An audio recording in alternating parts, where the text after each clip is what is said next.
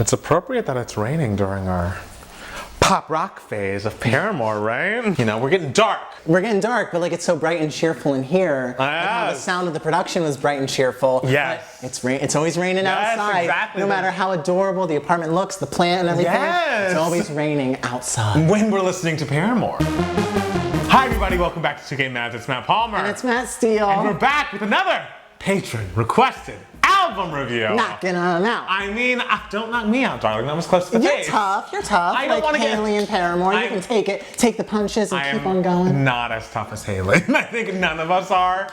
And what a vocalist. I mean, we'll get into the album, but like, I have always loved this girl's voice. Today we're talking about Paramore's 2017 album, After Laughter. I think this is the only Paramore album that I have heard in full. I had listened to it when it came out. For some reason it like got to me. The songs, even though they weren't like their biggest hits or anything, the new wavy kind of synth pop 80s sound was a bit more my speed. Oh yeah, totally. You know, we all love a misery business a little bit. But, well, that's so interesting because I know absolutely nothing about Paramore. So when our iconic patron Lucy requested this, I was like, okay, I know Matt Palmer really likes Paramore. Because I remember in 2013 or 2014, I could have swore I heard you be like, oh, I really like Paramore.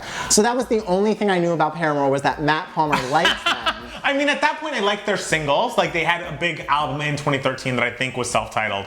And that song was like, ain't it fun, ain't it fun? That JoJo Siwa came out to recently. Yes. Oh, did she come out to that song? When she was dancing with Garrett Clayton and the other gays. When she kind of came out and everyone was like, we don't think this is clear enough. Thank you. You're going to say something else. You're going to have to actually write it on your shirt. Right. So I'd known their singles. But she has such a voice. You know, I love nothing more than a great vocalist over like a rock ballad backdrop, and she gives you that. And so vocals, I was always like, that girl can sing. So anytime that like they put out music that reached my ears, I did like it.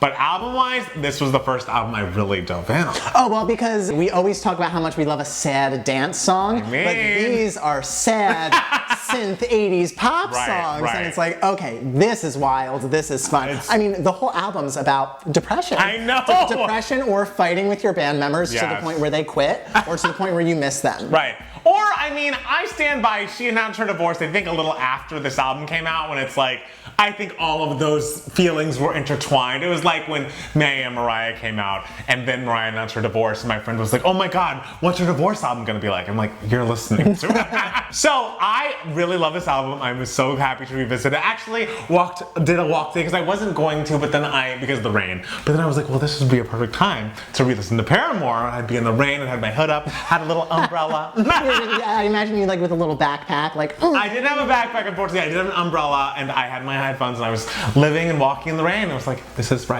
This is right. How did you feel in your first album experience with Paramore? I was very impressed. Like, I was not expecting to like it as much as I did. Like, no shade to Paramore or to our dear friend Lucy, but our queen. Yeah, I was really surprised. I was like, oh, these songs are really just immediate, but also you can dig deeper in them. So it's a good blend of both. Yes. I thought it was all ear candy and super, super catchy numbers. Yes. I really not numbers. They're numbers. They're not numbers, theater sweetie. They're no. This album's excellent, and I'm so glad we get to talk about it all together. Okay. Hard Times. I mean, it opens right away with just like 80s pop. Yes, it's like 80s pop that's also like Hard Times. Like, just so we're clear on the theme of the album, it's this. And I love just in the end of the chorus where she's just like, and I still gotta hit rock bottom. Like, this isn't even me at my worst. I know. It's just like, oh, there's places to go. And I think it was a very solid choice for first single. I think it makes sense.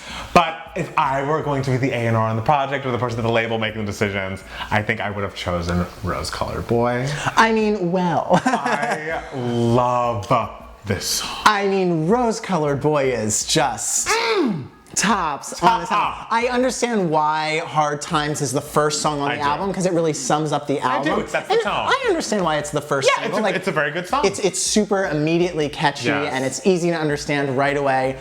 But then we get to like the meat and the potatoes of it, which is Rose Colored Boy, which is equally as happy and equally as sad at the same time. Exactly. That chorus melody, especially the end of it when she's like, all can be like you. I wish we were all rose colored too. It's just like, yes, that is a melody. Now I've had, over the course of my knowing this album, 3 different favorite songs, and I think this was my first favorite song on this album. Yeah, this is definitely in the top 3 for me. I love the hook of just like, no low key, no pressure. Yes!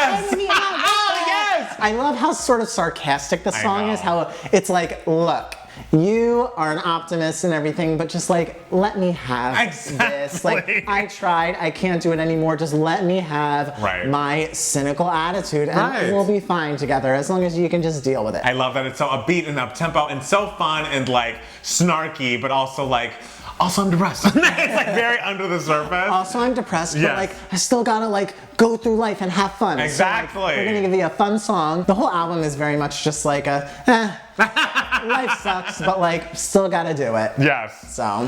Told You So. Told You So is very fun and it's very up tempo. Yes. But I will say, I think it's my least favorite song on the album. That's a crazy thing you just said. I don't know, like I was very shocked to hear that it was a single and like the third single as well. I don't know, to me it's fun and catchy, but like it doesn't have the same impact that the other songs do. I completely disagree with you. It's not like in my top 3 or anything, but I think it's clearly the top half. I think the album starts really, really strong. It's a great part 3 to our lovely perfect trilogy at the beginning. I don't know. To me, like something about the chorus just feels like a little rushed.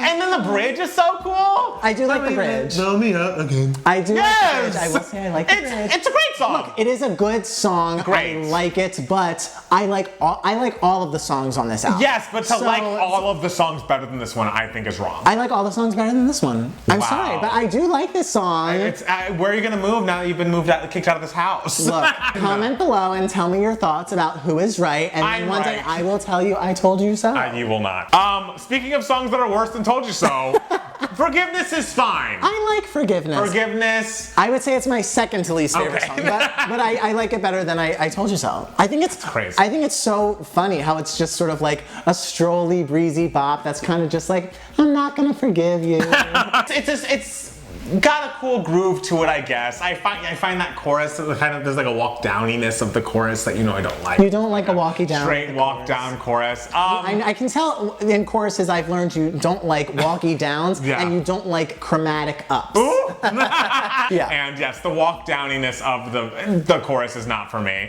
But I don't dislike it. I just think it's like, okay, there's some kinks in the armor, which is fine. No albums are perfect. Besides Butterfly.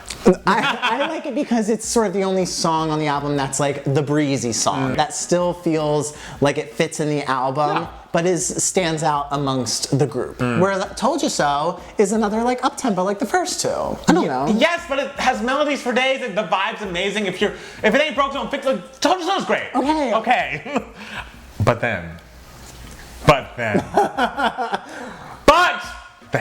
I love this song so much. It was my anthem for a period of time. If I smile. Oh, because this happened around that time. And we talked about this album, the two of us. Oh, did we? I smile with my teeth. Not you and me.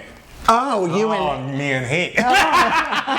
But the chorus is undeniable. Oh my God. The message of the song, we've all been there, we've all been at parties, knowing that we had to just pretend and like, put a fake smile on your face, you gotta make it work. Ariana sings about it as well. So please, don't ask me how I've been. Don't make me play pretend. Oh no, oh what's the use? Oh please. But everybody here is fake happy too. But we're not like trudging through it. No. We're belting. Like, oh please. We are taking that chorus up because it starts off like real, like, I love the beginning. Happy. I love the beginning, and then it goes into like, an actual like up-tempo pop song, and then that chorus just takes it up. The thing is, she can do it. She has the vocals, I'm telling you. This is, again, my the second favorite song I had on this album. Okay. That just recently changed in my re-listens. Oh, yes, really? I know, it did recently change. I would say this is like my fourth favorite. And I feel really guilty because like it should be in my top 3 because it's so good. I knew the second this song started, I was like, this is Matt Palmer's song. I was like, Matt Palmer loves this song. I do love it. Yes. There's nothing bad about it. No, everything about it is just a fucking solid piece of music. Yes, it's like it was written for you. Right, like thank you! If I were to write a like punk pop song for Matt Palmer, it would be that song. It sounds Avril-y. It's very Avril, and the lyrics just resonate. Like the lyrics just resonate. Because it's just like, fuck all you. Yes, exactly. Yeah.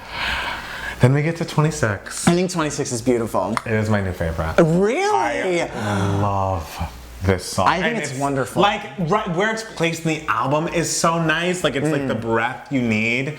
And I just don't know, something about that lyric and that melody really snuck up on me. But when I was walking listening to it, it was like my burn. I had to keep, I couldn't listen to it just once. Hold on to hope if you got it. Yeah, they say the dreaming is free, but I wouldn't care what it cost me. Like, I love that line. That is a beautiful. That line is so like what I did for love from a chorus line. Okay. Like, just so much. Is she talking to her 26-year-old self, or is her 26-year-old self talking to her now, being like, bitch, get it together? I mean, how old was she when she made this album? We'll have to ask. When we get Hayley Williams in the studio, we will ask her, but this song, I don't know why, it just like really touches me. Like those lyrics, that melody, I love the guitar strums throughout and like the picking that is done. It's just a beautiful, beautiful piece of music. And it's interesting because it's the most optimistic song on the album, yet this one is the ballad. Yes, it feels like the saddest. Like I love that. Yes. I just figured that out. It's now. true. The revelation, the light bulb. Pool. Pool is fun. Pool is fun. Pool is fun, interesting. Yeah. Just like, look, me going into your love is like drowning. Yes. And if I survive it, I'll dive in again. Yes, exactly.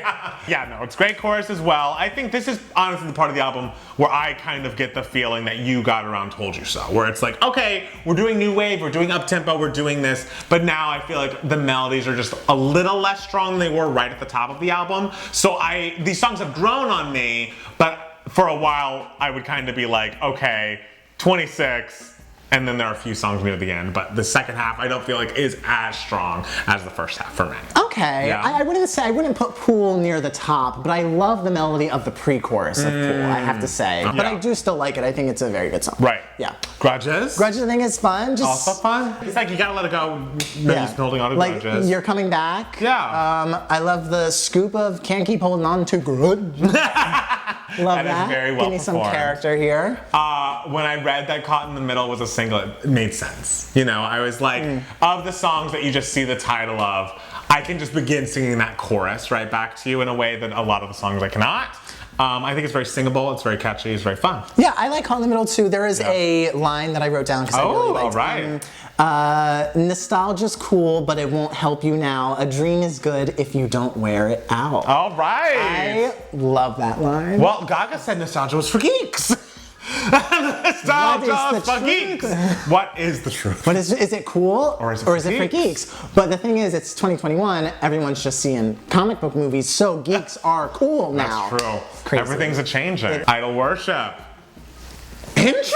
Idol worship, to me, is the best song. Wow. I think this song is phenomenal. I think it's funny. I think that chorus is so catchy and excellent. There are so many songs that are like, oh, poor me, I'm famous, and it's a struggle out there. Right. Whereas this is also a like, not so much a poor me, I'm famous song, but more so like, yeah, I may be famous, but like, I'm fucked up too. Like, I'm gonna let you down. I'm gonna let you down, like, sorry. I like, girl, I don't know what to do. I'm not here to save you. Yes. We're both trying. That's true. I do think conceptually it is very interesting and arresting.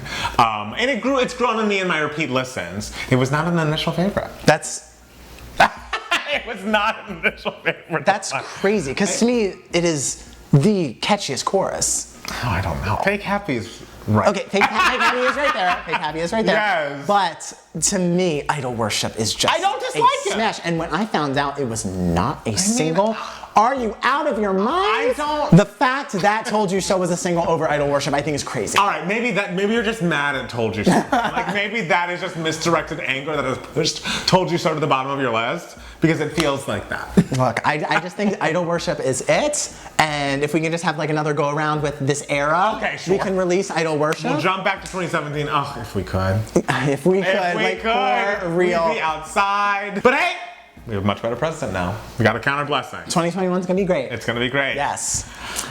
No Friend is just talking over the Idol Worship beat. Yeah. Yeah. And I don't really know what he's saying. No, it's very low in the mix. But we love that. You know, the album is so poppy and catchy and immediate. You're allowed to have the one artsy piece. Yes, it's an artsy piece. It's not like if the whole album was like a bunch of No Friends, I'd be like, Lucy, I'd be like, Lucy, why'd you recommend this? But like, I like that it's in there. It's something new, a vibe. If this was a musical, this would be the Dream Ballet sequence. Yeah. It also kind of reminds me of that musical, or not a musical, but is it a musical? The one you made me watch about. There are two, Sunday in the Park with George, where it's like, oh, what's happening? Oh, it's really quiet. Doesn't really make sense. It's like that. Are you referring to the musical as a whole? Yeah. Do you want to move on? It kind of gave me that, like, kind of like, oh, what is this? Bitch. You have just let me down. I'm sorry.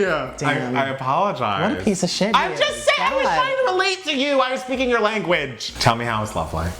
Tell me how it's lovely. I love Tell Me How. Yes. It is in my top 3. Tell me how it's lovely. I think it's devastating and beautiful and relatable. Just like from the opening line, the I can't call you a stranger, but I can't call you. That's a great opening. Oh, that is an opening line if I ever heard one. Tell me how to feel about you now. And then I love how the album, the song ends and the album ends with just the line, but I can still hope, or I still have hope, or whatever. It's just beautiful. Like, it's just about like that person who you lost touch with, and you're just like, I don't know how to feel about you because like I care about you and everything, but we had this falling out.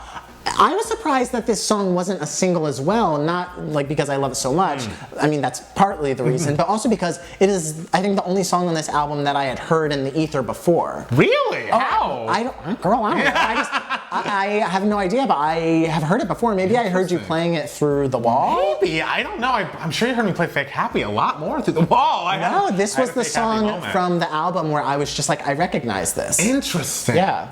All right. Well, I don't know if that was for me, or maybe you just, maybe it was on your restaurant's playlist at a point. Who's to say? I have no clue. But it is a great song. It's a great album ender. And what a great album. It is a very Should we get it right below? What is the next Paramore album we should listen to all the way through? Because this is our first Paramore album experience for both of us. And I'm open to hearing more of them, if for nothing else, those goddamn vocals. Yeah. I just can't get over it. Like, that girl can sing. Yeah. And she's always been able to sing. As soon as I heard her on Misery Business, I was just like, you can tell when someone's just like screaming along to a rock song or when they can really freaking sing. I was like, oh no, she knows what she's doing. She can sing, she can write. Yes. She can do it all. She can fall out with her bandmates and bring them back and not hold grudges. I hope she's feeling better. Yes, I hope I'm sure Haley's doing great. I think she's actually started a solo project. She's like putting out kind of like artsy pop solo songs recently. So hey, she's doing great work. I would definitely love to look it up if she's putting out anything. Yes. Lucy, thank you so much for being a patron. Yes, and thank you so much for recommending this video. If you would like to become a patron and request a video of your own, we still have a lot more to do, so don't worry. Do we have a lot more? We have like 5 more. Really? I thought it was like 2 more. No, girl, we got like 5 more. Shit, okay. Yeah. There we go. So if you want to find out how to do that, you can click the link below. Yes, patreon.com/2gaymats. Make sure to listen to our podcast that comes out every Monday on your favorite podcatcher. Just search 2gaymats, TWO. We want to shout out our iconic patrons. That includes Adam Parnell and Montana and Richard? Yes. Anybody else? Jesse. Kings and queens, honestly, like Ava Max said. So thank you guys so much for watching and listening. Thank you guys. Thank you again, Lucy, for requesting this. And we'll be back soon with more 2Gay Mats. Bye. Bye.